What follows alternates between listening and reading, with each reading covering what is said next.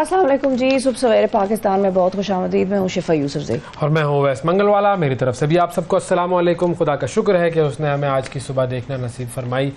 60 second news देखते हैं, उसके बाद प्रोग्राम में वापस आते हैं, फिर बात करते हैं। गजा के अस्पताल पर इसराइल की बमबारी, 800 से ज़ायद फ़लस्तीनी शहीद।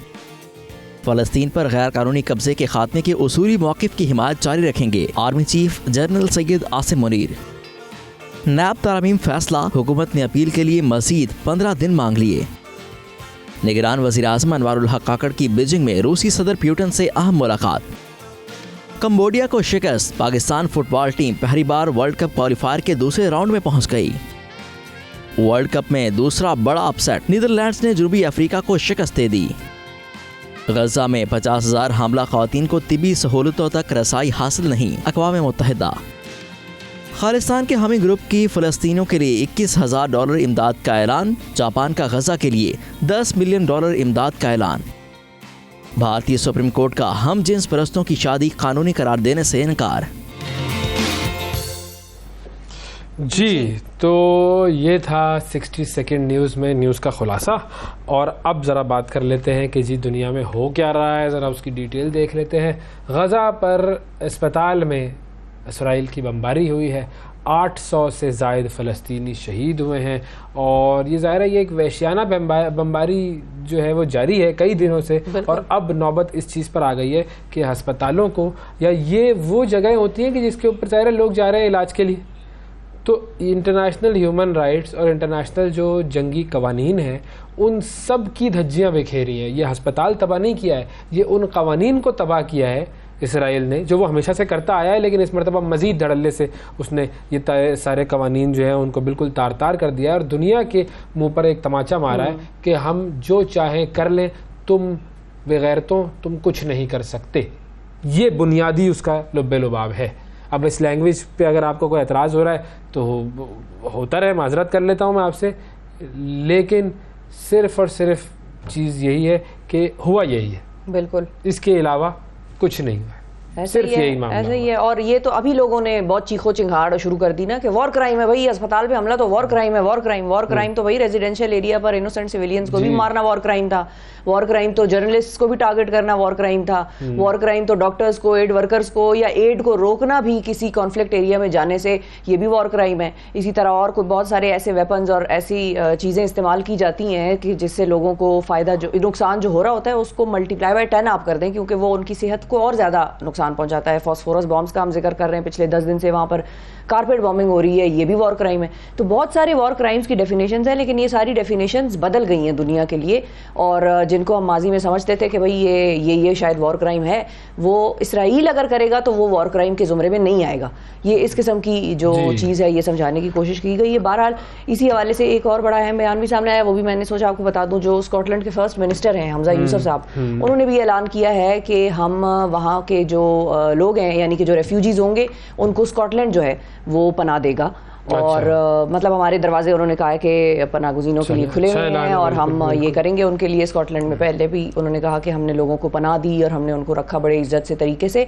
और अब भी जो गजा के लोग हैं या जो भी फ़लस्तीनी ऐसे हैं जो कि पनाह चाहेंगे और वो आएंगे इस तरफ, हम उन्हें वेलकम करेंगे और हम उनका ख्याल रखेंगे। तो एक तो ऐलान उनकी तरफ से इस तरह का सामने आया, पॉजिटिव ऐलान है, बिल्कुल पॉजिटिव ऐलान है। लेकिन अब देखते हैं कि इसराइल की तरफ से क्या ऐलानात आते हैं, क्योंकि उसने जो खैर करना था वो तो कर लिया और अब रोज़ाना की बुनियाद पर करेगा। ये सेंट्रल गजा में ये मौजूद था और इसका नाम भी अल शिफा हॉस्पिटल, बिल्कुल।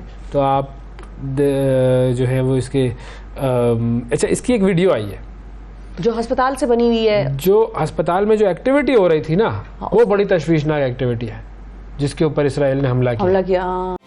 सुबह सवेरे पाकिस्तान, सुबह सवेरे पाकिस्तान, सुबह सवेरे पाकिस्तान।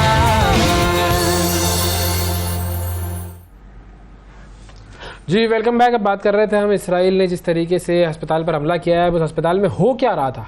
और जाहिर है ऐसी एक्टिविटी अगर होगी तो हमला बनता है। बताइए एक्टिविटी क्या है वो ज़रा देखें, ये वीडियो दिखाएं भाई, पब्लिक को ज़रा पता चले कि ये कर क्या रहे थे उस हॉस्पिटल में कि उसके ऊपर हमला करना इतना ज़रूरी हो गया था। ये देखें, ये इसकी वीडियो है, ये इसके अंदर देखें बच्चे खेल रहे हैं यहाँ पर। ये कोई तरीका है? यहाँ पर तो ये रेफ्यूजीज बेचारे पनाह लेके बैठे हुए थे। अब ये बच्चे जो हैं वहाँ पर उस हॉस्पिटल की सफाई भी कर रहे हैं, अपना वहाँ पर जो रेफ्यूजीज़ के साथ एक्टिविटीज़ होती हैं ताकि उनका जो मेंटल ट्रॉमा है वो दूर किया जाए, ये यहाँ पर एक्टिविटीज़ हो रही हैं। तो ये एक्टिविटी अगर कहीं हो रही होगी वहाँ पर, आपको क्या लगता है हमला नहीं किया जाना चाहिए? ये तो खुली दहशतगर्दी करने के प्लान बना रहे हैं ये लोग बैठ के यहाँ पे। ये देखें झूले झूल रहे हैं बच्चे, वो हाथ पकड़ के यूँ ऐसे खेल रहे हैं, तो ये दहशतगर्दी नहीं है तो और क्या है? इस पर तो फिर सही बात है भाई, बिल्कुल पूरी। और उसके बाद क्या हुआ, इस अस्पताल की हालत क्या हुई जब हमला हो गया, ये वो सूरत हाल है। ये आपको अब नज़र आ रही है कि जब ये रात में इस पर हमला हुआ तो ये सारे जो दहशतगर्द जो थे, जो कि इसराइल पर हमलों के प्लान बना रहे थे, वो सब इन्ना लिल्लाहि व इन्ना इलैहि राजिऊन।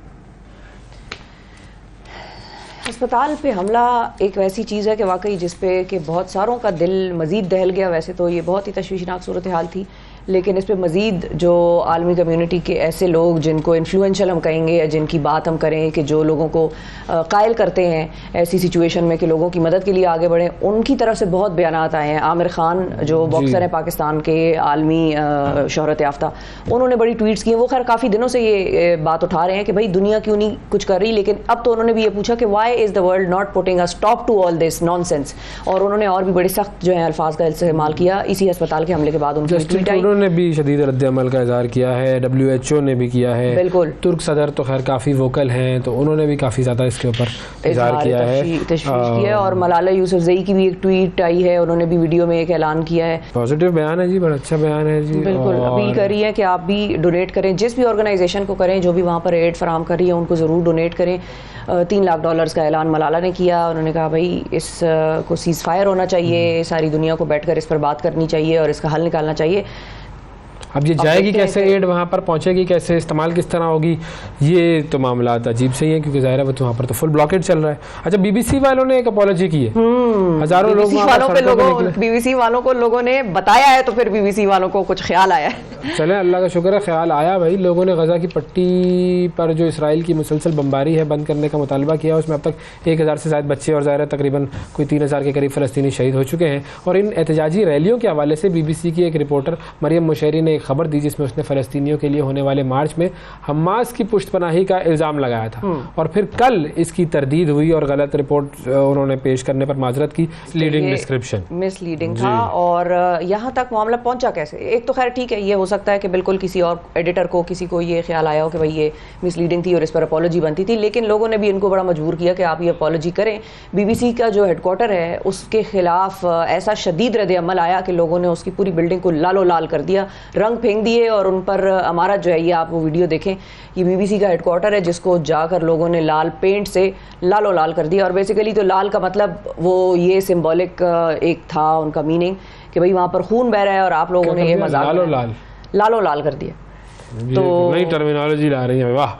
तो ये लाल रंग उन्होंने ब्लड की निशानदेही, ओके। और ये एक तरह से उन्होंने दिखाया कि भाई वहाँ पर खून बह रहा है आम लोगों का, बच्चों का, औरतों का, बुजुर्गों का, और आप लोगों ने यहाँ पर वेस्टर्न मीडिया ज़्यादातर तो मिसलीड ही कर रहा होता है ना।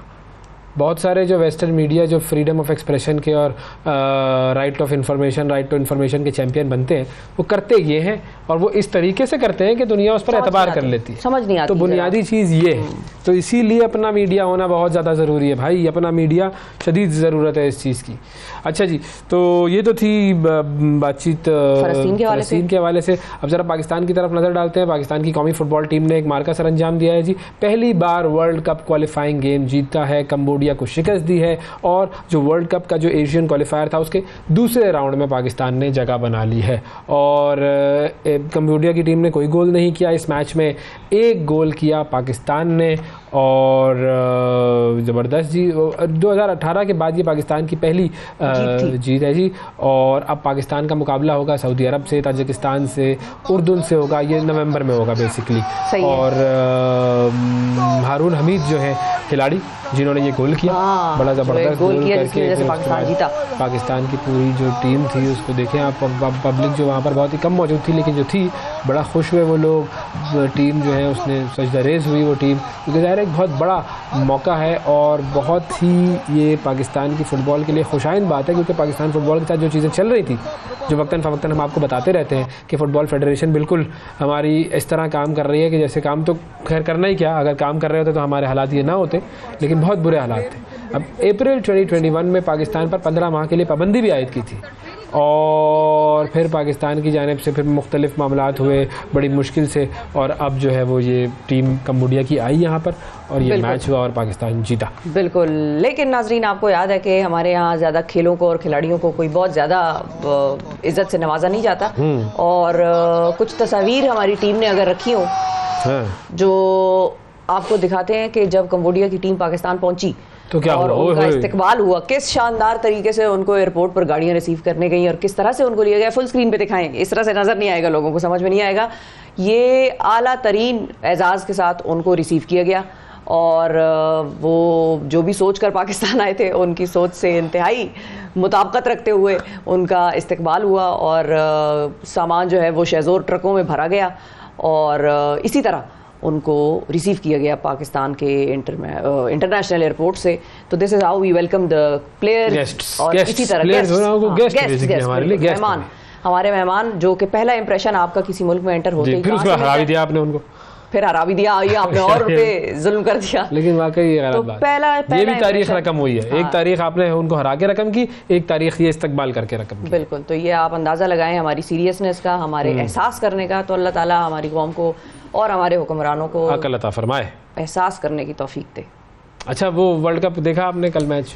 कल मुकाबला बड़ा था, अच्छा आपकी टीम जो थी मेरी टीम, अच्छा मुकाबला था बिल्कुल। पाकिस्तान से तो आप अक्सर लाताल्लुकी का ऐलान कर देती हूँ, लेकिन ये है कि कल वाली टीमों में मुझे समझ नहीं आ रहा था मैं कौन सी टीम को अपना कहूँ। देखिए जनूबी अफ्रीका की टीम हमेशा से बड़ी अच्छी टीम है, लेकिन नीदरलैंड ने कल जिस तरीके से हराया है, 15वां मैच था ये, जबरदस्त 38 रन से हराया और ये सेकंड अपसेट हुआ। इससे पहले इंग्लैंड हारा था, वो एक अपसेट था, और अब ये दूसरा अपसेट हुआ है जिसमें साउथ अफ्रीका हारा है। नीदरलैंड ने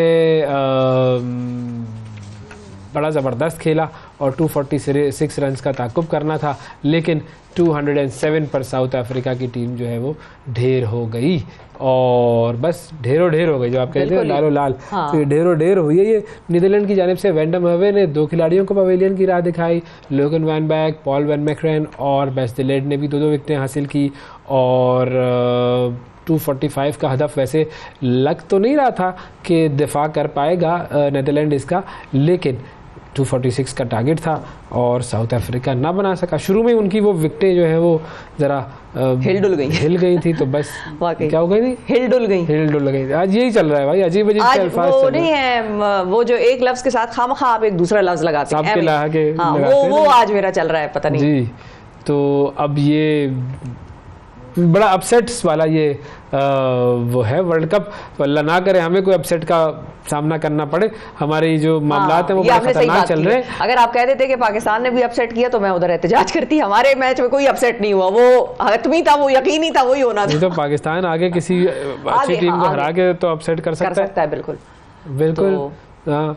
तो बाकी ये कि मैच भी जरा छोटा था ये, हाँ, तो वो बारिश हो गई थी ना, बारिश हो गई थी और ये बारिश हो गया। पाकिस्तान के खिलाड़ी बीमार चल रहे हैं मैडम, मसला ये है, बुखार चल रहा है उनको, फीवर चल रहा है, फ्लू चल रहा है, उनके टेस्ट वगैरह हो गए हैं। तो ठीक है, मुझे भी फ्लू है, खांसी लगी हुई है, चेस्ट इन्फेक्शन है। मैं आपके हेलो हाय से आज अंदाजा हो गया था शुरू में, आपने जब शुरू किया मैं शिफा यूसुफ मैं बस तो मैं आ रही हूँ इंतकाल पजीर हूँ और क्या, तो उनको भी खेलना पड़ेगा। बुखार डालें, 2 गोलियां डालें उसकी और बस आ जाए। हाँ, तो मैदान में उतर जाएगा बुखार, फिर दोबारा चढ़ेगा, लेकिन आप गोलियां खा के खेलिएगा। हाँ, गोलियां खा के खेल लेना भाई, खेल लो, कुछ कर लो। तो बस ये है एक, और आखिर में जाते जाते आपको एक क्विक वीडियो दिखाते हैं। ये जो है जन्नत में जाने का टिकट है और ये मैं जरूर इस पे क्या करना क्या मुझे बताएं। आपको सिर्फ ये करना है, आप सुने जी फुल स्क्रीन पे मैं जाऊंगा जन्नत में, हर कोई जाना चाहता है, हर मुसलमान जाना चाहता है, बिल्कुल, और बगैर हिसाब के। हाँ, बगैर हिसाब के बस ये काम तो फिर मैं करूंगा ही करूंगा। करना क्या है ये तो बता दो। सुनाए हमारी पार्टी में बहुत मुश्किल वक्त आ गया था, तो कुछ लोग फिर ऐसे इकट्ठे हो गए जैसे इकट्ठे हो गए। तो मैंने उन्हें कहा, मैं वो सारी तफसील में नहीं जाना चाहता, मैंने कहा जी अल्लाह ताला ने फरिश्तों को हुक्म दिया कि यहाँ जितने लोग इकट्ठे हैं, वो उस नवाज शरीफ के साथ मीटिंग थी लाहौर में, जब वो नवाज शरीफ साहब बड़े मुश्किल में थे, तो मैंने कहा जी अल्लाह ताला ने फरिश्तों को कहा है कि जो जो यहाँ पर ये बैठे हैं इन सब के नाम लिख दो, ये बगैर हिसाब के जन्नत में जाएंगे। अब जितने आप आ गए वो तो जन्नत में जाएंगे, लेकिन मैं जन्नत का वो ये देते हैं ना, ये आले रसूल ये देते हैं ना सर्टिफिकेट की, ये जन्नती है, तो मैं आपको सर्टिफिकेट देता हूं कि जो यहां आ गए हैं वो तो जाएंगे ही, जो लाहौर जाएंगे किस बात को, वो भी इंशाल्लाह सीधे जन्नत में जाएंगे। सीधे बगैर हिसाब के जन्नत में जाएंगे। इन्होंने सर्टिफिकेट भी दिए, आप उधर अगर मौजूद होते तो ये सर्टिफिकेट आपके पास भी होता। मैं जा रहा हूँ, लाहौर जा रहा हूँ भाई, मैं लाहौर जा रहा हूँ, मुझे क्यों नहीं लाहौर जाना, मैं कौन रोक सकता है लाहौर जाने से? बिल्कुल, और क्या, और जब जन्नत का वादा हो गया मोटरसाइकिलों और बिरयानी की प्लेटों का, रहमान साहब अल्लाह आप पर रहम करे और हम सब पर रहम करे, इस तरह की बातें नहीं करनी चाहिए। आमीन।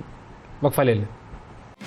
सुबह सवेरे पाकिस्तान, सुबह सवेरे पाकिस्तान, सुबह सवेरे पाकिस्तान। वेलकम बैक सुबह सवेरे पाकिस्तान में एक मरतबा फिर खुशामदीद। भाई बहुत सारी अजीब अजीब सी बातें हमने कर ली और जन्नत में भी लोगों को पहुंचा दिया, और हमने ये भी बता दिया लोगों को कि पाकिस्तान बगैर हिसाब के, वैसे ये बात मत भूला करें, अच्छा कॉन्टेक्स्ट पूरा ठीक है, सॉरी, बगैर हिसाब के जन्नत का टिकट, हाँ सर्टिफिकेट, सॉरी। तो अब ये तो चलो ठीक है, सही, लेकिन टेक्नोलॉजी, एक तो हमने जंगी टेक्नोलॉजी की बात की थी कल। जंगी टेक्नोलॉजी में हमने बताया था आपको कि इसराइल किस तरीके से कितनी बड़ी एक पावरफुल फोर्स है दुनिया की, लेकिन अब ज़रा मैं आपको बताता हूँ कि जी हम सारी दुनिया कितना पीछे हैं एक और मुल्क से, और वो मुल्क है चाइना।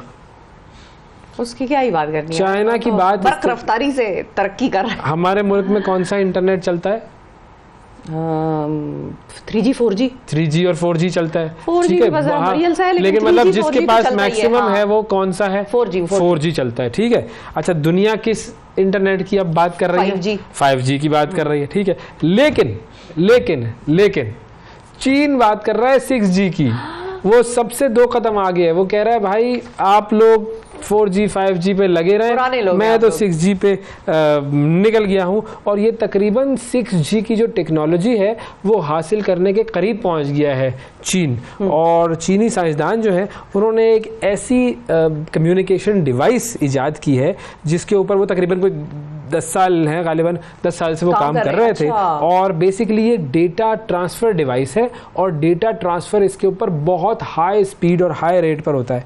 और इसको तकरीबन जो डिवाइस है ये, इसको अगस्त 2023 में रॉकेट के ज़रिए ज़मीन के मदार में एक सैटेलाइट में इन्होंने लगाया था, और फिर वो बेसिकली डिवाइस के ऊपर जितने तजर्बे थे वो कामयाब हुए। और डिवाइस का बेसिक तजर्बा क्या था कि वो जो लाइट सिग्नल्स होते हैं उसको इलेक्ट्रॉनिक सिग्नल्स में तब्दील किए बगैर वो लाइट सिग्नल्स को एक जगह से दूसरी जगह डेटा ट्रांसफ़र कर देती है उसमें। तो अब चीनी साइंसदान जो है वो इस हवाले से बड़े पुरुमीद हैं। वो ये कह रहे हैं कि जब हमने उस सैटेलाइट से डेटा डाउनलोड किया है ज़मीन पर तो बहुत ज़बरदस्त तरीके से बहुत हाई स्पीड डाउनलोड थी, और वो डेटा भी जो का तू हमारे पास आ गया, उसके अंदर कोई एरर भी नहीं आया है। तो ये बेसिकली 6G की तरफ जाने के लिए एक कदम है जो उठा लिया है भाई। चीनी उठा सकता है, और क्या, हमने सोचा भी वाकई नहीं था, ममालिक ने बहुत सारों ने सोचा भी नहीं होगा। अभी तो हम 4G से 5G की स्ट्रगल में ही लगे हुए हैं। पहले तो कह रहे थे कि 2030 जो है वो उससे पहले कोई ये 6G वगैरह की कहानी नहीं होगी, लेकिन चाइना ने कहा बाबू तुम लोग अपने 2030 की कहानी तुम लोग करो 2030 की कहानी, तुम लोग अपने 75 रुपए के नोटों पे ही लगे रहो। हाँ। कि वो असली है या नकली है या ब्लू कलर का है या ग्रीन कलर का है, और इन दोनों में से इस्तेमाल कौन सा करना है, और क्या चक्कर था हमारा, मसला क्या हुआ ये कि पहले जब मुझे तो थोड़े दिन पहले मिला 75 रुपए का नोट, कौन सा, ब्लू ग्रीन वाला? अच्छा, ग्रीन वाला। ब्लू बेसिकली हुआ ये कि जब पाकिस्तान की 75वीं सालगिरह हुई तो 75वीं सालगिरह के मौके पर एक यादगारी जो नोट है वो शाया किया गया, और जाहिर है उसको मार्केट में आम कर दिया गया और एजाज के तौर पर निकाला निकाला गया, ये ग्रीन कलर का नोट था। इसके बाद फिर जो है मेरा ख्याल है स्टेट बैंक के हवाले से जो है ये खबर सामने आई कि स्टेट बैंक की भी इसी तरह की जो है एक अहम मौका आया जिस पर स्टेट बैंक ने ब्लू कलर का 75 रुपए का नोट जो है यादगारी स्टेट बैंक के क्याम को 75 साल जब हुए थे, बिल्कुल, तब उन्होंने ये ब्लू कलर का नोट जारी किया। फिर लोगों के पास तशवीश ये थी कि भाई अब ये क्या इस्तेमाल भी किया जा सकता है या नहीं किया जा सकता खरीदो फरोख्त के लिए, तो स्टेट बैंक ने अब इस पे वाज़ेह कर दिया है कि दोनों ग्रीन और ब्लू कलर के जो नोट्स हैं वो दोनों काबिल इस्तेमाल हैं और उनमें से कोई भी जाली कंसिडर ना करें। अगर तो ऑथेंटिक आपने कहीं से लिया हुआ है तो उसको जाली कंसिडर ना करें। Green was for the celebration of Pakistan 75 years, blue is for the celebration of state banks 75 years. दोनों काबिल इस्तेमाल है, दोनों से आप खरीदो फरोख्त। ब्लू वाला नहीं मिला है मुझे, ब्लू वाले पे मोहतरमा फातिमा जिन्ना की तस्वीर है वो ढूंढते हैं, निकालते हैं कहीं ना कहीं से। दोनों के डिजाइन थोड़ा सा स्लाइटली वो मैंने तो खरीदा था ये 75 रुपए का नोट। 75 रुपए देके? नहीं 80 रुपए देके। क्यों? वो 80 रुपए दे रहा है, मैंने कहा यार दे दे यार, क्या कहता है यार, अच्छा 5 रुपए मुनाफे पे उसने आपको 80 रुपए ले यार। अच्छा, मैंने कहा यार जरा ट्रांजैक्शन कर लो, कोई ऐसी बात नहीं है। तो खैर बहरहाल ये नकली नहीं कंसिडर होते। जब आप यादगारी नोट ये वाला ले लेंगे या कहीं आपको मिल जाए तो आप इसको इस्तेमाल कर सकते हैं। आपके पास है? नहीं है, मेरे पास 2 है। अच्छा, तो 2 का आप क्या करेंगे? 100 रुपए में बेचूंगा। आप बताएं चाहिए? चले ले लूंगी, चले ठीक है। चले, अब अगर आपको जरूरत है अच्छा, और आपको चाहिए तो फिर इसकी कीमत बढ़ाई जा सकती है। ठीक है, ओके। चले, जब चाहिए तो बता दीजिएगा। ठीक है, चले एक ब्रेक ले लेते हैं, ब्रेक के बाद दोबारा हाजिर होते हैं, कुछ देर में मिलते हैं ब्रेक के बाद। सुबह सवेरे पाकिस्तान, सुबह सवेरे पाकिस्तान, सुबह सवेरे पाकिस्तान।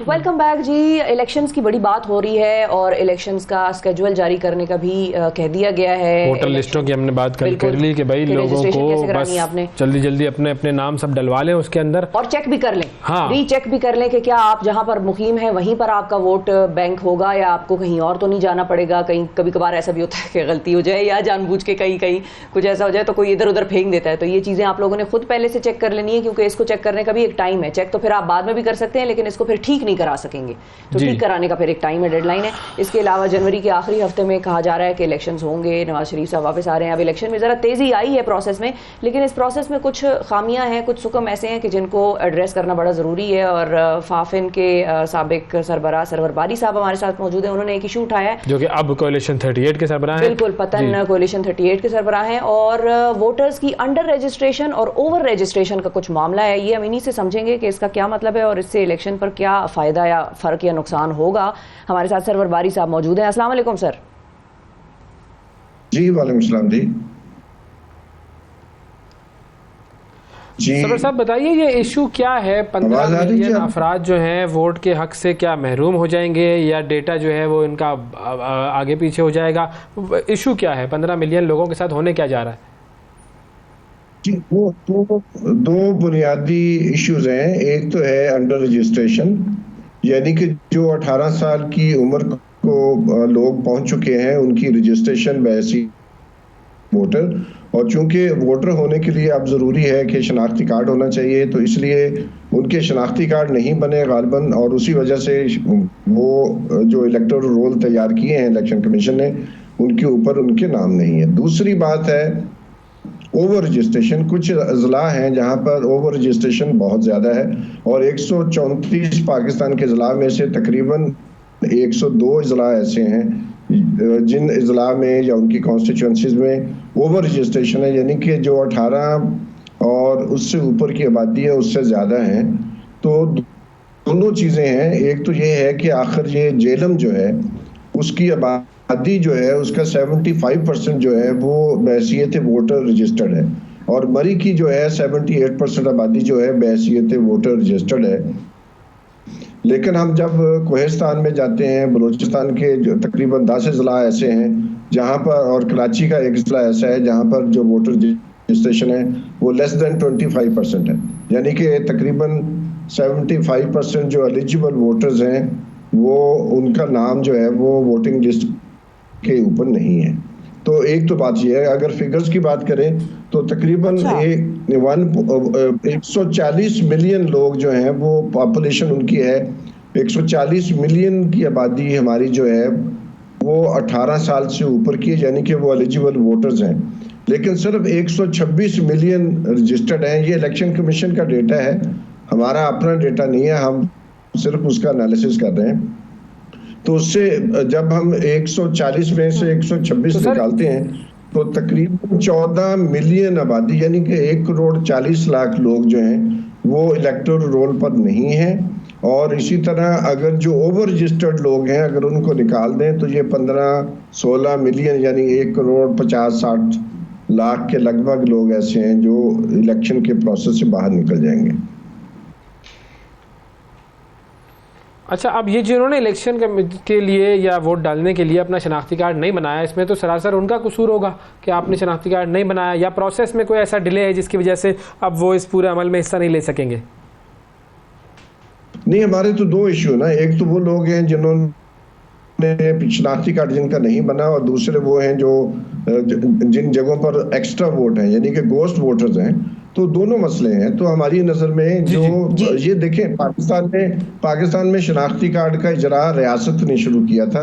शहरियों की कोई डिमांड नहीं थी कि हमें शनाख्ती कार्ड दिए जाएं, जैसे इंडिया में भी शनाख्ती कार्ड नहीं है, इंग्लैंड में नहीं है। तो पाकिस्तान की रियासत की ज़रूरत है कि शहरी अपनी शनाख्त बताएं। तो रियासत की ही जिम्मेदारी है कि वो ऐसे इकदाम उठाए जिससे शहरी खुद ब खुद रजिस्टर होते जाएं और उनको बिल आखिर कार्ड मिल जाए। जैसे हमारे यहाँ बे फार्म है इसके अंदर, और बे फार्म में जो शहरी 18 साल की उम्र को पहुंच जाए उनको रब्ता करना चाहिए रियासत को कि आपकी उम्र 18 साल हो गई है और ये फार्म हम आपको भेज रहे हैं, इसको फिल कर आप वापस भेज दें। लेकिन जो शनाख्ती कार्ड देने का आसान तरीका भी है इसमें बारी साहब, एक आसान तरीका ये है कि जैसे ही किसी घर में कोई शख्स 18 साल की उम्र को पहुंचता है, जाहिर है उस घर के सरबराह का, माँ का, बाप का तो शनाख्ती कार्ड हम अंदाज़ा लगा सकते हैं कि बना ही होगा। तो जिसका नहीं बना, जिस बच्चे का जो कि 18 साल से कम था, उसका फॉर्म भी होगा और जाहिर है उस घर में वो फैमिली ट्री में जो फैमिली सर्टिफिकेट होता है उसमें शामिल होगा। तो नादरा को ऑटोमेटिकली चाहिए कि इतनी विजिलेंस दिखाएं और उसका ऑटोमेटिकली शनाख्ती कार्ड जारी करके उनके माँ बाप के एड्रेस पे भिजवा दें या कुछ इस किस्म का सिलसिला कर सकते हैं। ये तो वो नादरा वाले कुछ प्रोसेस करेंगे। मैं जो पूछना चाह रहा था वो ये था कि अगर ओवर रजिस्ट्रेशन की जिसकी आप बात कर रहे हैं उससे क्या नुकसान या फायदा होता है? नहीं, देखिए, एक तो पहली बात तो ये है कि ये बहुत बड़ा सवाल है कि आखिर जेल में 75% पॉपुलेशन, जो कि एक ऐसा मुल्क पाकिस्तान जहाँ पर 18 साल से नीचे की उम्र के लोगों की तादाद बहुत ज़्यादा है, तो वहाँ 18 साल से नीचे वाले लोग कैसे रजिस्टर्ड हो सकते हैं? अगर वो रजिस्टर्ड हुए, एक तो ये हो सकता है। दूसरा मसला ये है कि जो लोग फौत हो गए उनको लिस्ट से नहीं निकाला गया। तीसरी वजह हो सकती है कि जाली जो वोटर हैं उनको उनका अभी से इंदराज कर दिया गया है। तो ये तो इलेक्शन कमीशन की जिम्मेदारी है कि वो स्क्रूटनी करे हर एक वोट की कि ये कैसे मुमकिन है। ये उनकी वेबसाइट का डेटा है, हम अपनी तरफ से नहीं दे रहे। क्या वहाँ जो उनका रिसर्च एंड डेवलपमेंट विंग है उनको ये इसकी खोज निकालना चाहिए कि ये क्यों है, बजाय ये कि हम लोग पॉइंट आउट करें। ये तो उनकी अपनी जो वर्किंग है, इलेक्शन कमीशन की अपनी एफिशिएंसी जो है, ये उसका तकाजा है। दूसरा ये कि जो पाकिस्तान का आइन का आर्टिकल 218 है वो जिम्मेदारी लगाता है इलेक्शन कमीशन की कि ये इलेक्शन कमीशन की रिस्पॉन्सिबिलिटी है, ड्यूटी है कि वो फ्री, फेयर, ट्रांसपेरेंट और जस्ट इलेक्शन करवाए। तो उसी का तकाजा है कि ये इलेक्शंस अगर फ्री कैसे हो सकते हैं अगर वहाँ पर गोस्ट वोटर्स की बहुत बड़ी तादाद मौजूद हो और दूसरे जिला जहाँ पर 25% या 18% तो सिर्फ क्या रिगिंग कह सकते हैं?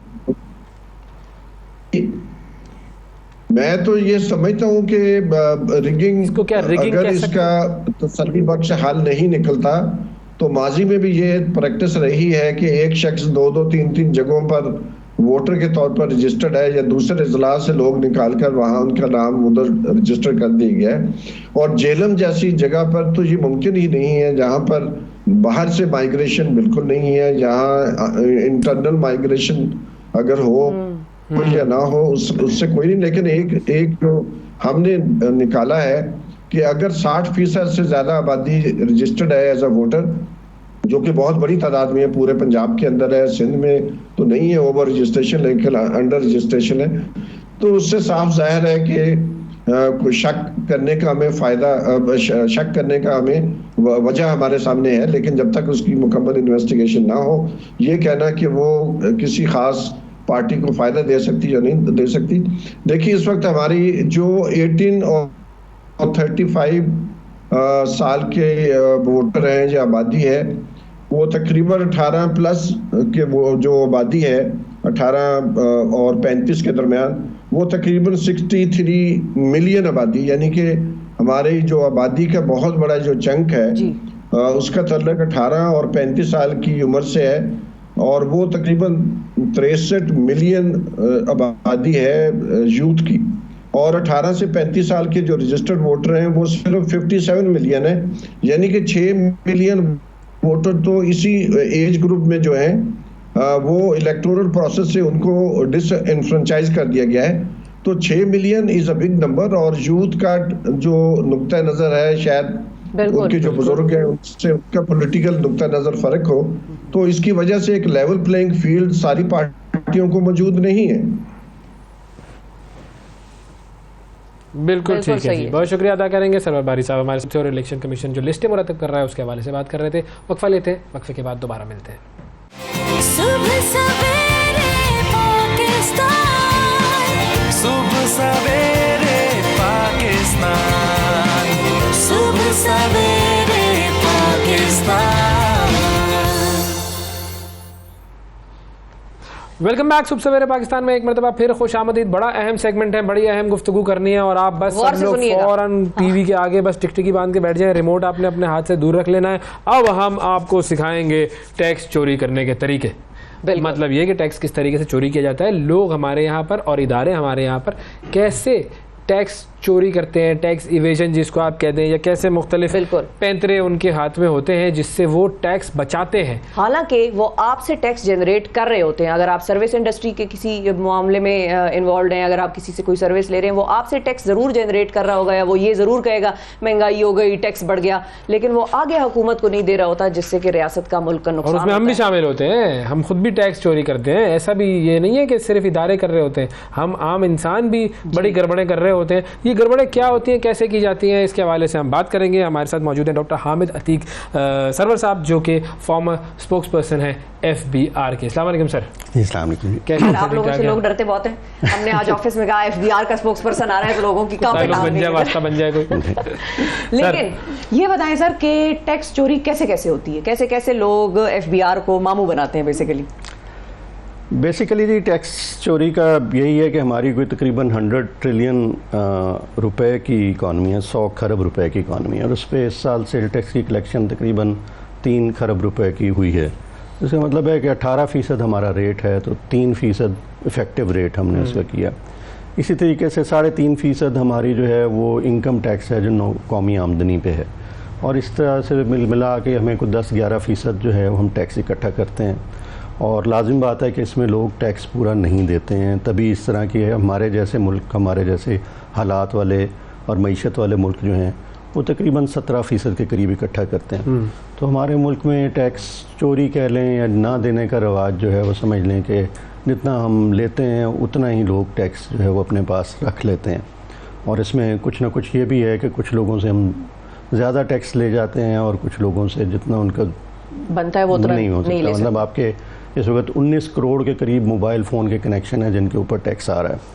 कोई 110 अरब वफाकी हुकूमत ले रही है, कोई 150 अरब सिंध ले रहा है, 150 अरब पंजाब ले रहा है।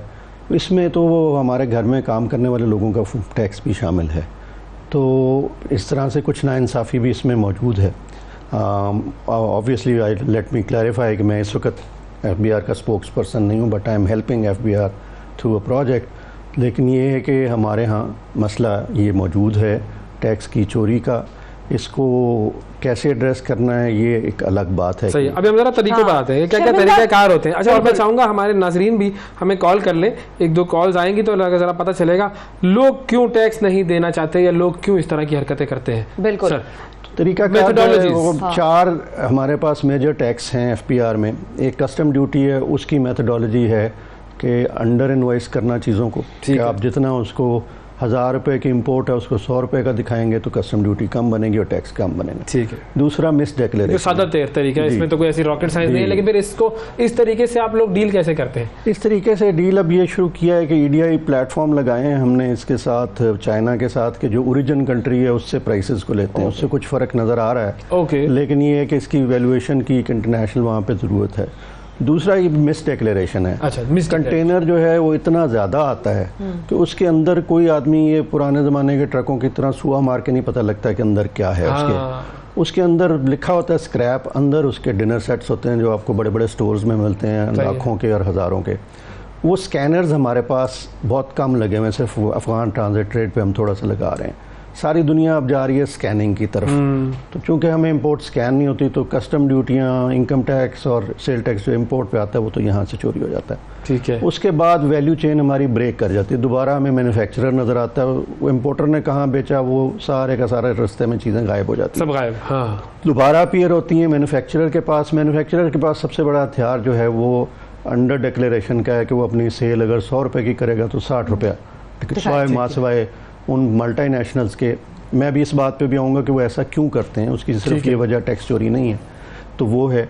उसके बाद फिर वैल्यू चेन ब्रेक करती है, बिकॉज हमारे पास फिर दोबारा शनाख्ती कार्ड गायब हो जाता है। वो एक साल में हम 19, 20, 21, 3 साल में रहा, फिर इसको ख़त्म कर दिया गया 2022 में। तो उसके बाद फिर डिसअपीयर हो जाता है और रिटेल जो है वहाँ पे अपीयर होती हैं चीज़ें जिनमें से हमने कुछ पे POS मशीनें लगाई हुई हैं, वो 7000 के करीब दुकानें हैं। 10,000 का नुकसान हमने इस साल बजट में कर दिया जब हमने कहा जी 1000 मुरब्बा फुट से ज़्यादा की दुकान जो है उसके ऊपर POS लगना था तो वो भी नहीं लगाना। अच्छा। और सर्विस सेक्टर जो है उस पर तो सिरे से अब सूबों की जिम्मेदारी है POS लगाना, वो उन्होंने अभी पूरी तरह लगाया नहीं था। ना रेस्टोरेंट, ना ब्यूटी पार्लर, ना ये जो डर्मा क्लिनिक्स, इनमें किसी में नहीं लगा। सो इतने बड़े बड़े गैप्स हैं कि FBR को जब डिजाइनर्स की दुकानों पे होते हैं ये जो कपड़ों की डिजाइनर्स वगैरह हैं, डिजाइनर्स बुटीक्स वगैरह पे, ये जो सिर्फ जो चेन स्टोर्स आप समझ लें एक जगह पे है और दूसरा एयर कंडीशन मॉल्स, अब इन दो के अलावा किसी जगह पे नहीं है। अच्छा, हमारे साथ एक कॉलर भी है, खालिद साहब हैं जी। अस्सलाम वालेकुम। अस्सलाम सर। जी खालिद साहब फरमाइए। सर ये खालिद खान बात कर रहा हूँ कराची से। ये टैक्स के बारे में थी, जैसे आमदन 500 रुपए हो और गरीब तो कहो, लेकिन वो अपना हिसाब किताब कैसे पूरा कर पाएगा, घर का खर्चा, ये उस गरीब तो पे भी टैक्स है लागू है सर? कितना मिनिमम स्लैब टैक्स जो है जी वो 50,000 रुपये महीना और 6 लाख रुपए सालाना आमदन के ऊपर टैक्स जो है इनकम टैक्स लगता है। अलबत्ता ये है कि सेल टैक्स में कंजम्पशन के ऊपर गरीब अमीर को नहीं देखा जाता ज़्यादातर, ख़ास तौर पे जो कच्चा ये जो रॉ फूड है वो तो उस पर कोई सेल टैक्स नहीं है। लेकिन जब आप किसी बड़े स्टोर से जाके या पैक चाय का ये टी बैग्स लेते हैं या पानी की बोतल ख़रीदते हैं या कोक की बोतल पीते हैं तो उसके अंदर टैक्स ज़रूर शामिल है। कोशिश ये होती है कि दवाइयों पे, रोटी कपड़ा मकान, दवाई के ऊपर टैक्स ना लगे। अच्छा, ये जो डॉक्टर क्लिनिक्स है, प्राइवेट क्लिनिक्स, ये मतलब प्रॉपर प्राइवेट हॉस्पिटल्स नहीं लेकिन अलग क्लिनिक, G7 में किसी का क्लिनिक है, इन पे टैक्सेस होते हैं? क्योंकि ये तो पर्ची देते हैं और 2,000 या 3,000 जितनी भी फीस है पर कंसल्टेंसी उसकी डॉक्टर की वो ले रहे होते हैं, ये टैक्स डिक्लेयर करते हैं? इस पे तमाम सूबों ने 16% टैक्स इनकी उस वक्त फ़ी पे लगाया हुआ है और फीस है जो उनको अपने खर्चे निकाल के आमदन होती है उस पर फेडरेशन का टैक्स है।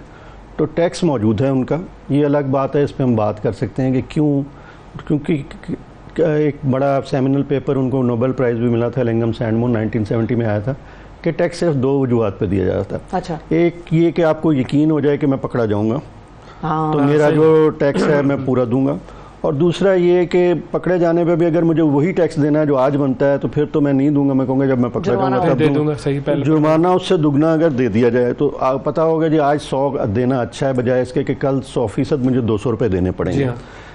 FBR इतना इक्विप नहीं हो पाई, इतने उसके पास रिसोर्सेज नहीं हैं कि वो ये ख्याल जो है वो लोगों के ज़हन में पुख्ता कर सके।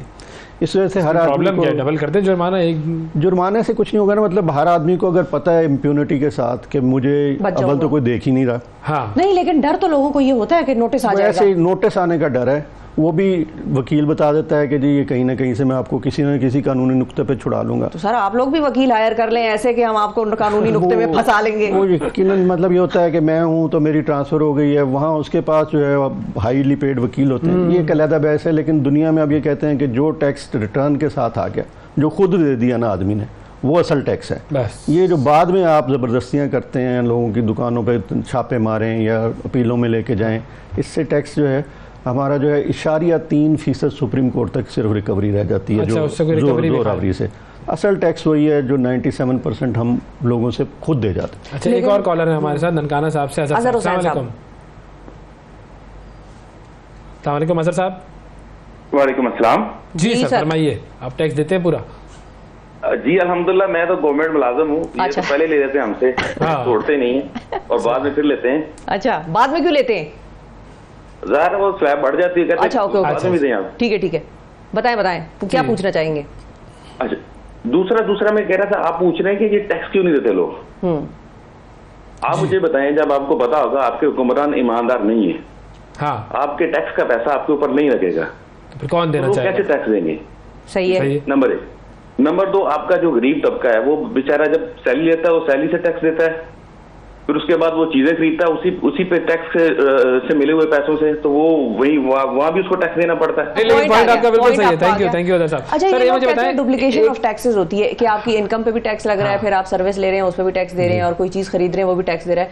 तो दुनिया में भी तो वैसे ये हो रहा है, हमारे यहाँ इस पे ऐतराज इतना ज्यादा क्यों होता है? जो टैक्स पेयर है दुनिया वो में ज्यादा मिलता भी तो ऐतराज- है ना उस टैक्स के बस बहुत कुछ।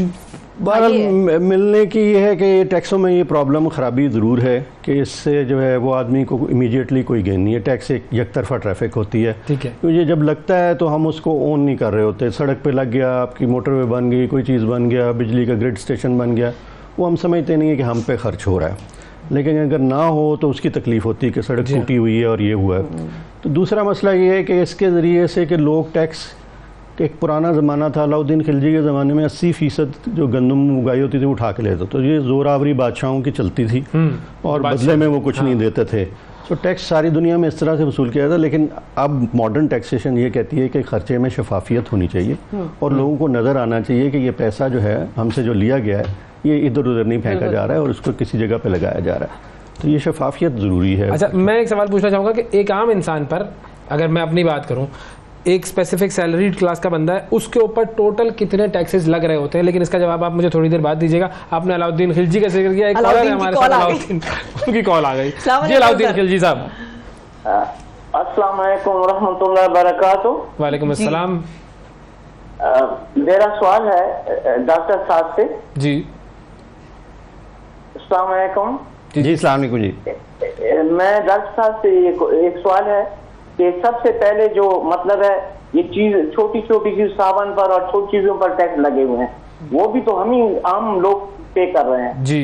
दूसरी बात यह है कि जो टैक्स देने वाले बंदे हैं, बाहर आपके बंदे खड़े होते हैं जो कि जब हम जाते हैं टैक्स देने के लिए, वो कहते हैं हम आपसे मिलना, हम आपको क्लियर कराते हैं।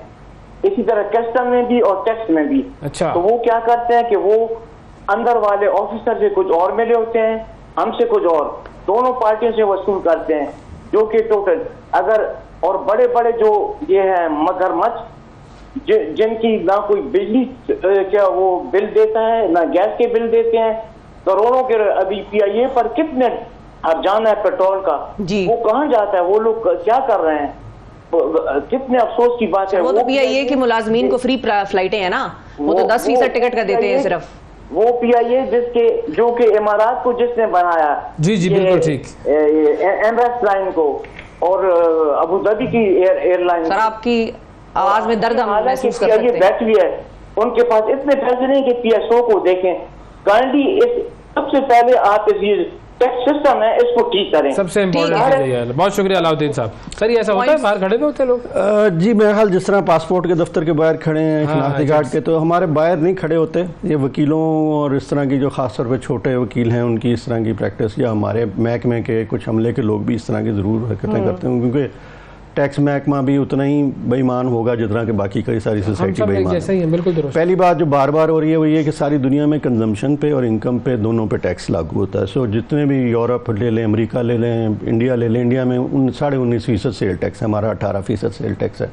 और स्लैब रेट्स भी तकरीबन इसी तरह के हमने थोड़े रखे हुए थे, तो IMF के प्रोग्राम में हमें इसको ज़्यादा करने पड़ गए क्योंकि हमारे रीजन में हमारे सबसे कम स्लैब रेट थे। तो टैक्स तो जो है वो तो हर कोई देता है। और दूसरी ये जो है ना, आप जब मैं डेटा कभी आपके साथ शेयर करूं तो पिछले साल हमने तकरीबन 7200 अरब रुपया टैक्स इकट्ठा किया। उसमें से जो है वो 30,000 लोगों ने तकरीबन 97% टैक्स पे किया हुआ है। सो हमें ये एंटाइटलमेंट तो बड़ी होती है कि तनख्वाहदार से ले लिया जाता है, सब कुछ ले लिया जाता है, लेकिन असल पेयर टैक्स के जो हैं वो कितने वो बड़े वही 30,000 लोग हैं। तो उनके काम भी तो बड़े हैं ना। काम भी बड़े हैं। वो ये है कि वो अपने पास टैक्स नहीं रखते, वो बाद में हमसे वसूल कर लेंगे, पेप्सी से ले लेंगे, नेस्ले से ले लेंगे, कोक से ले लेंगे, तो बिल आखिर लोगों तक तो वो पहुंच जाता है टैक्स।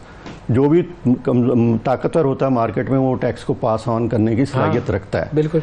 लेकिन ये है कि ज़्यादा टैक्स हमें लोगों की निस्बत इन बड़े इदारों से 30,000 लोगों से टैक्स मिलता है। तो ऐसा नहीं है, बल्कि हमारा मैन्युफैक्चरिंग सेक्टर मेरे ख्याल में ओवर टैक्सड है। उनका GDP में रेशो जो है वो 20-22% आ रहा है और 57% टैक्सों का बोझ मैन्युफैक्चरिंग पे है। ठीक है। हमारे जो बड़े जो टैक्स के गैप्स हैं वो एक हमारे रिटेल होलसेल में आ रहे हैं, एक हमारी रियल एस्टेट की टैक्सेशन का निज़ाम है वो बाकी जगहों पे, और तीसरा एग्रीकल्चर हमारा जो है वो इससे बाहर है।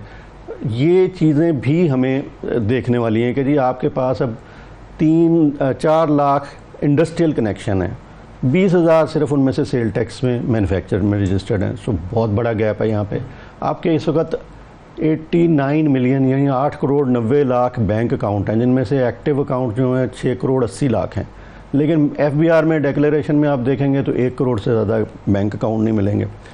तो इतने बड़े बड़े गैप्स हैं। 4 मिलियन यानी 40 लाख दुकानों के कमर्शियल कनेक्शन हैं A2 मीटर वाले, और उनकी तादाद जो हमारे पास या FBR के साथ रजिस्टर्ड है वो मुश्किल से जो है 2-4 लाख लोग जो हैं रजिस्टर्ड हैं इसमें।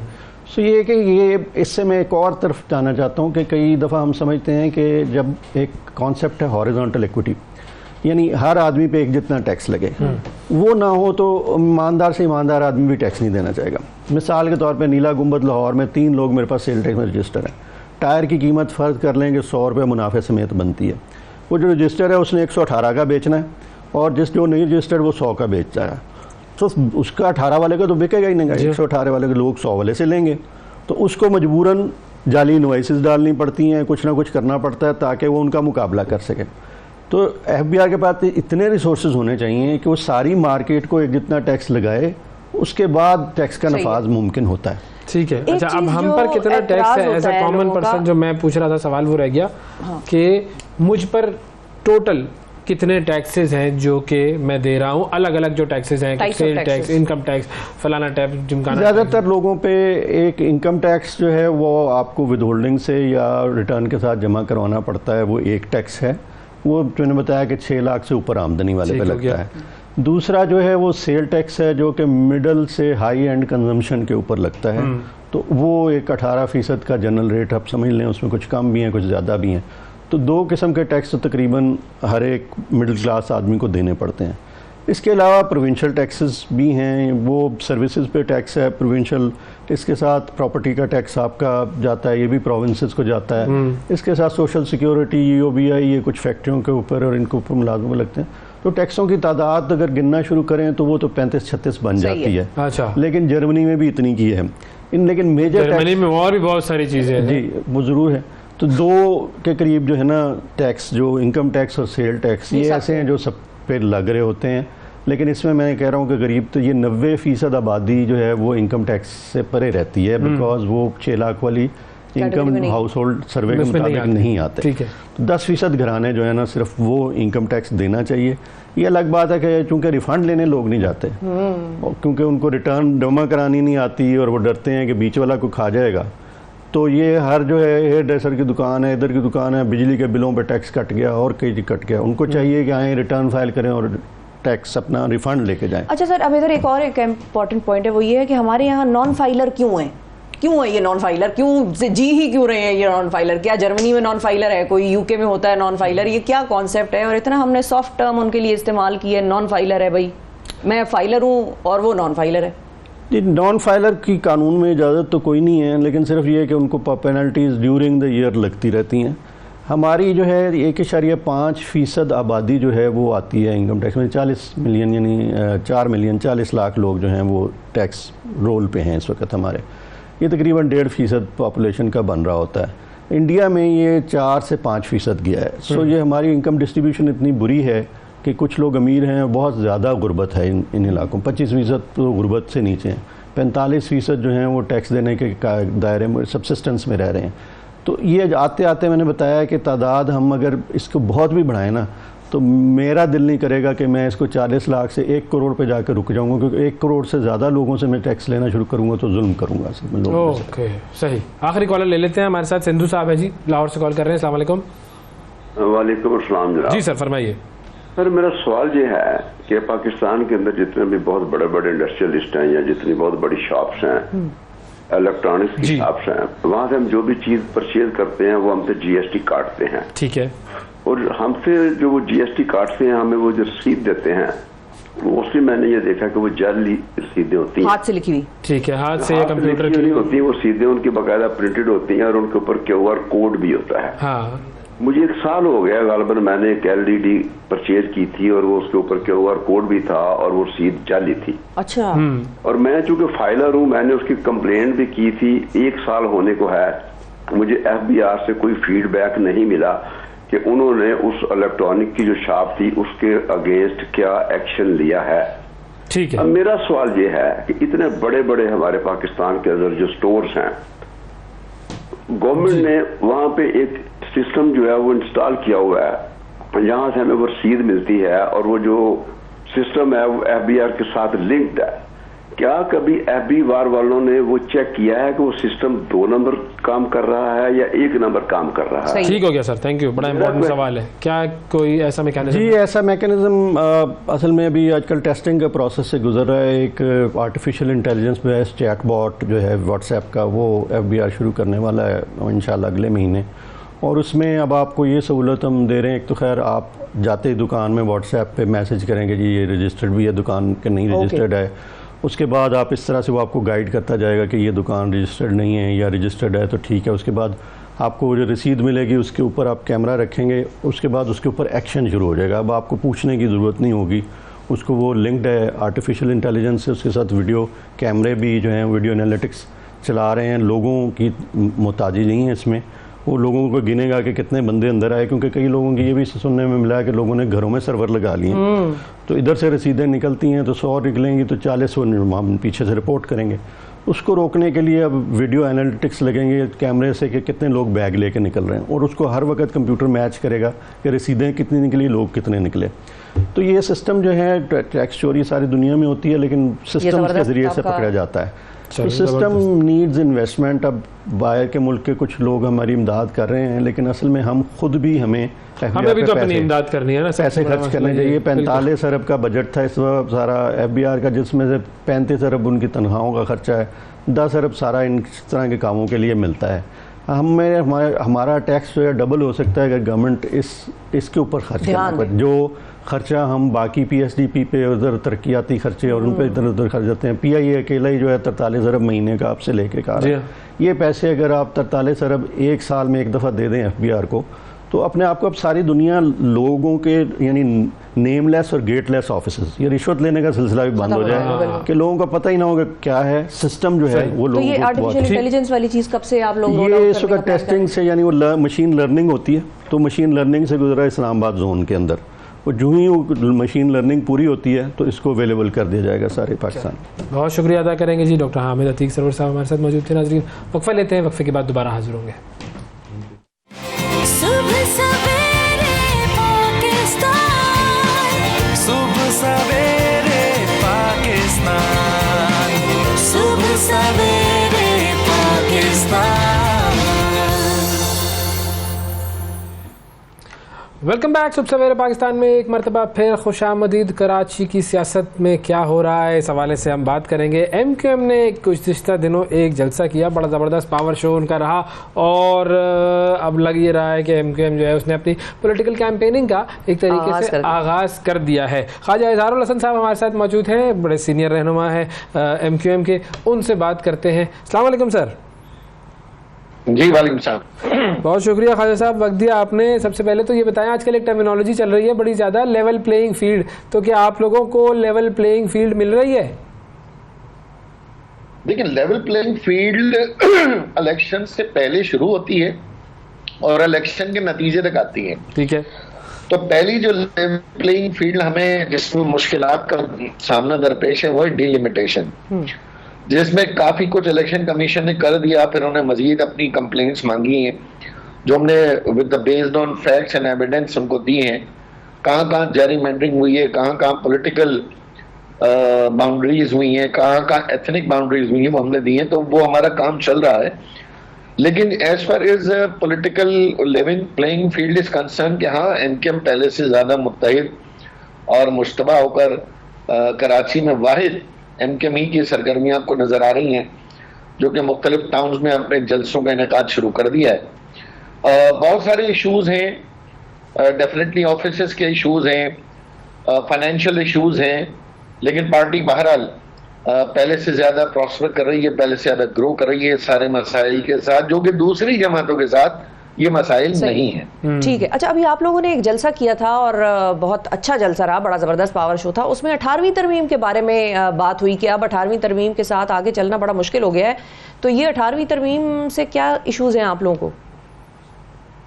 देखिए, इसमें तो कोई दो राय नहीं कि 18वीं तरमीम को 6-8 माह पार्लियामेंट्री कमेटीज ने बड़ा बैठ के डेलिब्रेट करके उसको जो है ना वो इवॉल्व किया, लेकिन फिर उसके बाद उसकी इंटरप्रिटेशन मुख्तलिफ कोर्ट्स की सूरत में आई, और जब कोर्ट्स की सूरत में आई और 18वीं तरमीम की जो एक्चुअल जो मुबारकबादें हमें मिलनी चाहिए मिल रही थी, वो ये था कि जो एंड यूजर है, जो एंड हमारा वोटर है, उसको इससे फायदा मिले और विफाक की अपनी जो सैंक्टिटी है वो भी बरकरार रहेगी। लेकिन जब इसकी इंटरप्रिटेशन आई, जो अमल में आया, तो फिर यह इल्म हुआ कि सूबों के अंदर एक जो खानदानी राजधानी बनी हुई है, ये 18वीं तरमीम तो सिर्फ उनके फायदे के लिए इस्तेमाल हुई और अदालतों ने भी उनके फायदे के लिए इंटरप्रिटेशन की। और कहीं अगर अदालत ने, जैसे कि सुप्रीम कोर्ट ने 140 की तशरीह की, तो हमारे पास कोई ऐसा मैकेनिज्म नहीं है कि अदालत पूछे कि मेरे इस फैसले पे अमल क्यों नहीं हुआ। उसके लिए फिर साइल को दोबारा वकील करना है, लाखों रुपए खर्च करने हैं, अच्छा। इस्लामाबाद के चक्कर लगाने हैं, और फिर दोबारा अपील पर अपील, और फिर उसके बाद वहां पर एक नया सिलसिला शुरू हो जाएगा।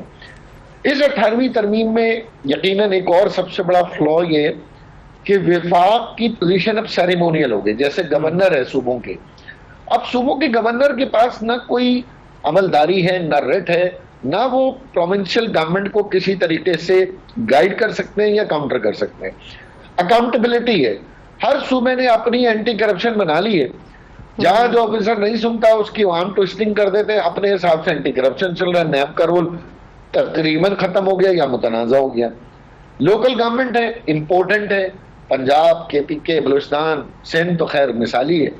कोई लोकल गवर्नमेंट ऐसा नहीं है जिसमें आपको वज़ीर आला की दहलीज पे माथे रखने हो तो आपके चेयरमैन को पैसे मिलेंगे, वरना नहीं मिलेंगे। ब्यूरोक्रेसी का रोल है, भाई डॉलर 300 रुपए से नीचे आ गया ना, 250 पे आ गया, पेट्रोल 40 रुपए कम हो गया, डीजल 20 रुपए कम हो गया, लेकिन ये कौन चेक करेगा कि ग्रोसरी नीचे क्यों नहीं आ रही है? कौन चेक करेगा कि दूध नीचे क्यों नहीं आ रहा? कौन चेक करेगा कि ये जो ट्रांसपोर्ट के किराए हैं ये नीचे क्यों नहीं आ रहे? कोई मैकेनिज्म नहीं है 18वीं तरमीम में। ब्यूरो ऑफ सप्लाई सो रही है, assistant commissioner, commissioner, deputy commissioner मजे कर रहे हैं अपने दफातर के अंदर। इसी तरीके से पुलिस रिफॉर्म से लॉ एंड ऑर्डर का मसला है। सिंध में खासतौर पर हर 3 माह बाद रेंजर्स को प्रोविंशियल कैबिनेट के फैसले की तरफ देखना पड़ता है कि जी वो सिर्फ एम्पावर करें, जराइम बढ़ते चले जा रहे हैं। तो इस तरह के ये तमाम के तमाम मामला जो है वो NFC और 18 अमेंडमेंट की छतरी के अंदर मेरा ख्याल है कुछ खुदमुख्तारी जो है ना ये अपनी हुदूद क्रॉस कर गई है। तो इसको काउंटर करने के लिए हमारा मुतालबा है कि सबसे पहले 140A की दोबारा तशरीह की जाए, 140B लाया जाए, 140C लाया जाए, और यही हमारा 18वीं तरमीम में सबसे बड़ी हमारी शिकायत है। तो ये जो आपकी शिकायत है ये पीपल्स पार्टी को तो बिल्कुल भी अच्छी नहीं लगेगी, क्योंकि वो तो कहते हैं कि जी हमने बड़ा इनकलाब हम लेकर आए, 18वीं तरमीम हमने पास कराई है, और उसके देखें कितने उसके चर्चे करते हैं वो लोग। तो फिर आपका लाएमल क्या होगा इस पर? देखिए लाएमल तो जाहिर है, जो चीज पार्लियामान से होनी है वो पार्लियामान से ही होनी है, 2/3 मेजोरिटी ने करनी है। एमक्यूएम को अल्लाह ताला ने हुकूमत बनाने और गिराने का एक जिम्मा दिया है, तो अब हम ये चाहते हैं कि जब इलेक्शन जीतें और भरपूर तरीके से जीतें, तो विफाक की कोई भी जमात हमारे पास आती है तो हमारा पहला मुतालबा तो ये होगा कि किसी भी तरीके से 2/3 मेजोरिटी से इस अमेंडमेंट्स के अंदर इस्लाहात लेकर आए, according to the supreme court, according to the high courts, according to the for the benefit of the common people. सही है। और अगर वो नहीं होता तो भाई कोई कमीशन बनाए 4-6 महीने का दोबारा, जो मुतनाज़ क्लॉज हैं, जो शुतर बेमहार क्लॉज हैं, उनके ऊपर गौर व फिक्र किया जाए ताकि चारों सूबों में आवाम को एक यकसा रिलीफ मिले।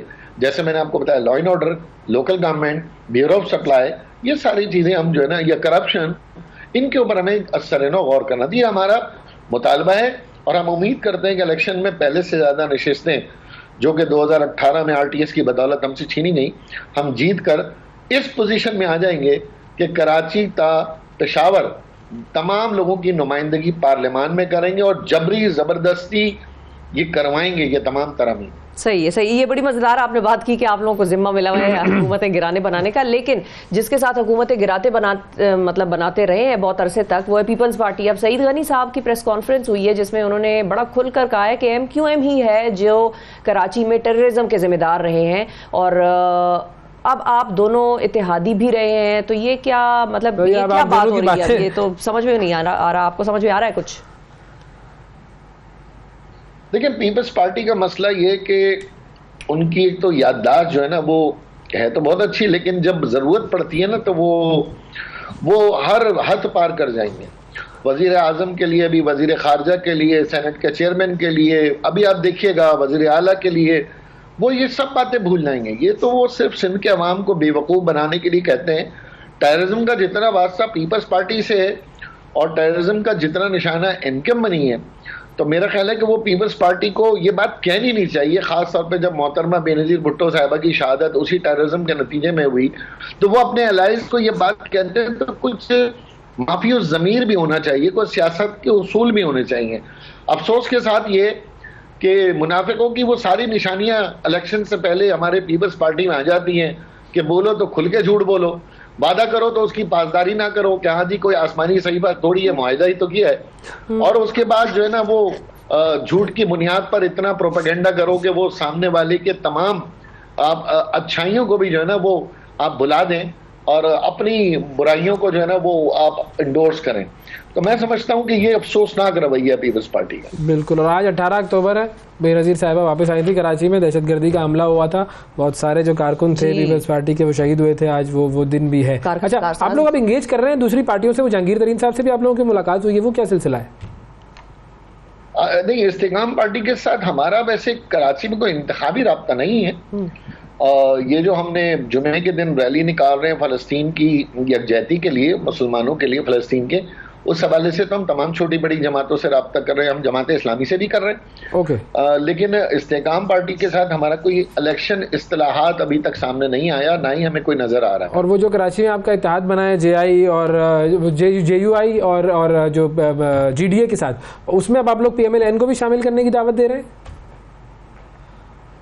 देखिए, PMLN का रिवायती तौर पर अब वोट कराची में कमजोर हो गया। किसी जमाने में 12 MPs होते थे, तो हमारी ख्वाहिश यही होगी कि PMLN जो है वो हमारे साथ इलेक्शन अलायंस में खुद पहल करे, क्योंकि यहाँ पर हमारा GDA के साथ इत्तेहाद एक हो चुका है। इसी तरीके से हमारा जमीयत उलमा इस्लाम के साथ इलेक्शन में बहुत अच्छी एडजस्टमेंट और एक अच्छी हमारी वर्किंग रिलेशनशिप होने जा रही है। तो ऐसी सूरत में PMLN को भी चाहिए कि अगर वो अपने आप को मेजॉरिटी सीट्स देखते हैं पाकिस्तान में, तो वो सिंध के अंदर MKM को जरूर सपोर्ट करें। ये हमारी उनसे दरख्वास्त भी है, तजवीज़ भी है। थैंक यू जी। ख्वाजा इज़हारुल हसन साहब हमारे साथ मौजूद थे। वक्फा लेते हैं, वक्फे के बाद मिलते हैं।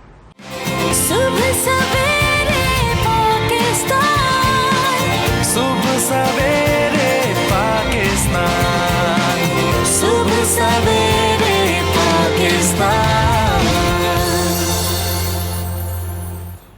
वेलकम बैक जी, वेलकम बैक। सेहतमंद जो तर्ज ज़िंदगी है, उस सेहतमंद तर्ज ज़िंदगी में जिस्म जो है उसका ज़ामिन है।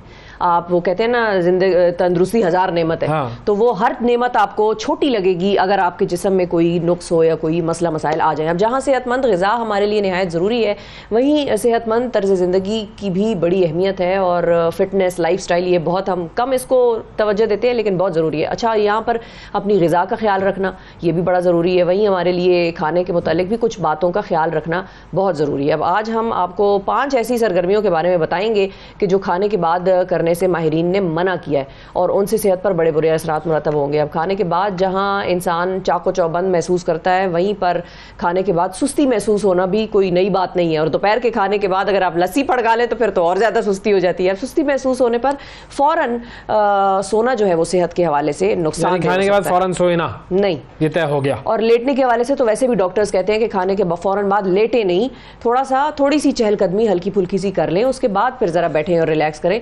तो खाना जो है वो सोना नहीं चाहिए, उसके बाद सही तौर पर हजम नहीं होता और इंसान मोटापे और मैदे के अमराज में मुब्तला हो जाता है। ठीक है। अच्छा, लोगों की एक बड़ी तादाद खाने के फ़ौरन बाद सोने को तरजीह देती है, तो तिब्बी माहिरीन ने जो है वो सबने कह दिया और शिफा ने भी कह दिया है। तो मैंने जब कह दिया तो तिब्बी माहिरीन का आपने, हाँ, मैंने कहा तो बता दो ना फिर कि तिब्बी माहिरीन भी ये कहते हैं, ठीक है। और फिर शिफा ने भी चूंकि ये बात कर दी तो तिब्बी माहिरीन की बात इंडोर्स हो गई। हाँ, वो सही कह रहे हैं, ये मैं कह रहा हूँ। अच्छा, अक्सर लोग ऐसा करते हैं कि खाने के फ़ौरन बाद फल खाते हैं, लेकिन ये भी लोग कहते हैं कि जी जो माहिरीन है वो ये कहते हैं कि खाने से कम 1 घंटा या 2 घंटा पहले फल खाना ज़्यादा बेहतर है। बिल्कुल ऐसा ही है। ये मुझे समझ नहीं आई ये बात, लेकिन चलो फौरी तौर पर फल हजम नहीं होता तो फिर नुकसानदेह होता है, तो ये भी जब करना चाहिए हमें। बिल्कुल, तो खाने से 2 घंटा पहले फल खाऊं, बिल्कुल 2 मिनट पहले ना। लेकिन इसकी आप एक चीज़ ये देखें कि ये अक्सर रेस्टोरेंट्स वगैरह में हम जब जाते हैं तो वो लोग आपको सैलेड या जो फर्स्ट कोर्स होता है वो सैलेड या फ्रूट्स या इस किस्म की चीज़ें खाने से पहले सर्व करते हैं। एपेटाइजर 2 घंटे पहले तो नहीं देते, हाँ, लेकिन आधा घंटा 40 मिनट तो खाना बनने में लग ही जाता है और फिर जब तक वो लाते हैं आप बातें शुरू करते हैं। हर चीज़ जो है फ्रूट या सब्जी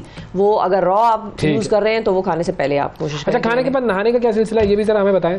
इसके हवाले से भी कहते हैं कि संगीन नुकसानात हो जाते हैं और खून में हजम होने वाला जो खाना है वो गुस्ल के दौरान पूरे जिस्म में मुंतकिल होता है। अच्छा। और ऐसा करने से हाजमे की शरह मुतासर होती है जो निज़ाम हाजमा के लिए फिर मुज़िर है। ओए होए। अच्छा, इसके अलावा हमारे यहाँ खाने के बाद चाय का बड़ा रिवाज है, जो बहुत सारे लोग जो चाय पीते हैं, मैं तो उससे बिल्कुल दूर हूँ माशाल्लाह से, अल्लाह का शुक्र है।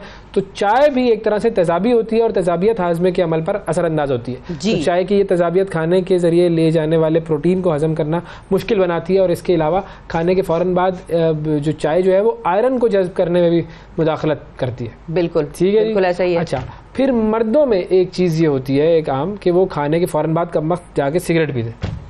रोजा खोलते हुए नाज़रीन सिगरेट पीने वालों को आप बस उनको मुलाहिजा करें कि खजूर, अभी अजान हो रही है, आखिरी सिगरेट पीना वैसे ही जो है वो एक इंतहाई नशा है जो कि नहीं करना चाहिए, गलत है, गलत है, गलत है, बिल्कुल नहीं करना चाहिए। लेकिन अगर खाने के बाद पीते हैं आप तो वो 1 सिगरेट 10 सिगरेट के बराबर होता है, फेफड़ों के लिए बहुत नुकसानदेह चीज़ है ये, तो ये भी नहीं करना चाहिए। ये वो थे 5 काम, 5 अच्छा, जो कि बात हो गई खाने की, तो नींद तो आ रही होती है, थोड़ी नींद आ रही होती है, नींद चारपाई पे जो आती है ना, कमाल भाई, वाह वाह वाह। और सगीर में जो फर्नीचर बनते हैं ना, वो फर्नीचर वो अच्छा होता है जिस पे आप बैठने के साथ साथ लेट भी सकें, उसमें चारपाई को एक कमाल। और फिर सर्दियों में चारपाई धूप पर पड़ी हो और खाने के बाद फिर आप उस पे लेटें तो फिर। पेशावर के पास एक बड़ा इलाका है जबरदस्त किस्म का, वहाँ चारपाइयाँ बनती हैं, बड़ी मजेदार कमाल चारपाइयाँ बनती हैं, तो वो जरा देख लेते हैं। जीशान काका खेल हमें बता रहे हैं। जी बताइए जीशान साहब। जी अवैस और शिफा, सुबह बखैर आपको या हमारे देखने वालों को, जिस किसी को भी चारपाई चाहिए तो वो पेशावर के डबगरी बाज़ार आए, क्योंकि यहाँ पर ये सिर्फ पेशावर का नहीं बल्कि खैबर पख्तूनख्वा का मरकज़ है। यहाँ से जो है चारपाइयाँ सप्लाई की जाती है, मुख्तलिफ़ अक़साम के चारपाइयाँ यहाँ पर तैयार की जाती है। 3 जो मेन अक़साम है वो काफ़ी ज़्यादा मशहूर है, एक बान की जो चारपाई है, दूसरी प्लास्टिक की, नवार की, ये 3 काफ़ी ज़्यादा पसंद की जाती है और इसकी जो डिमांड है वो काफ़ी ज़्यादा है। ये यहाँ पर बताया जाता है कि पहले ज़माने में काफ़ी ज़्यादा दुकानें हुआ करती थी, लेकिन अब 50 के करीब दुकानें हैं जहाँ पर चारपाइयाँ तैयार की जाती है। एक चारपाई की कीमत 2000 रुपये से लेकर 25,000 और 30,000 रुपये तक मिलती है। न सिर्फ आम इस्तेमाल के लिए यहाँ से चारपाइयाँ ख़रीदी जाती है, बल्कि शादी ब्याह में भी यहाँ पर लोग ऑर्डर देते हैं और उस चारपाई को जो है कहते हैं पालंग। पालंग वो चारपाई होती है जो साइज़ में थोड़ी सी बड़ी होती है और उसका डिज़ाइन और नक्श निगार भी थोड़ा सा खूबसूरत होता है। इसकी जो रिवायात ज़िंदा है, लोग हुजरों में इसको इस्तेमाल करते हैं, घरों में भी इस्तेमाल करते हैं और फर्नीचर और जदीद दौर में भी इसकी एक अलग अफादियत है, इसलिए इसकी डिमांड ख़त्म नहीं हुई बल्कि अब भी ये जो रिवायात है ये ज़िंदा है। खुशी तौर पर कबायली इलाकों में इसकी डिमांड काफ़ी ज़्यादा है और इसकी अगर तैयारी की मैं आपको बात करूँ तो पहले मरहले में इसके पाँव और उसको जो है वो तैयार किया जाता है ढांचा। इसके बाद जो है कारीगर इस पर काम शुरू करता है और जो सारिफीन का डिमांड होता है यानी प्लास्टिक से या किसी और चीज़ से, तो फिर इसको बूंदा जाता है और इसके बाद ये तैयार हो जाती है। ये मरकज़ माना जाता है और यहाँ पर आपको मुख्तलिफ़ अक़साम की जो चारपाइयाँ है वो मिलेगी। जी बहुत शुक्रिया ज़ीशान काका, चारपाइयों से मुताल्लिक जो इन्होंने आगाही मुहिम चलाई। बिल्कुल, और ज़बरदस्त बड़े डिज़ाइंस और बड़े बाकायदा कलरफुल और बहुत अच्छी एक चारपाइयों की मार्केट है वहाँ पर। बिल्कुल, डबगरी बाजार। डबगरी बाजार, और डबगरी बाजार में वैसे तो डॉक्टर्स के क्लिनिक्स के लिए भी डबगरी बड़ा मशहूर है क्योंकि तो चारपाइयों पे लेट के डॉक्टर के क्लिनिक जाते हैं। अल्लाह माफी करे, अल्लाह माफी। थैंक यू जी, थैंक यू, बहुत शुक्रिया अदा करेंगे। मजेदार पैकेज था, मजा आया। ओके जी, वेरी गुड। और आज के प्रोग्राम में इतना ही, आपसे कल फिर मुलाकात करेंगे, उस वक्त तक के लिए इजाजत दीजिए। अल्लाह हाफिज। सुबह सवेरे पाकिस्तान, सुबह सवेरे पाकिस्तान, सुबह सवेरे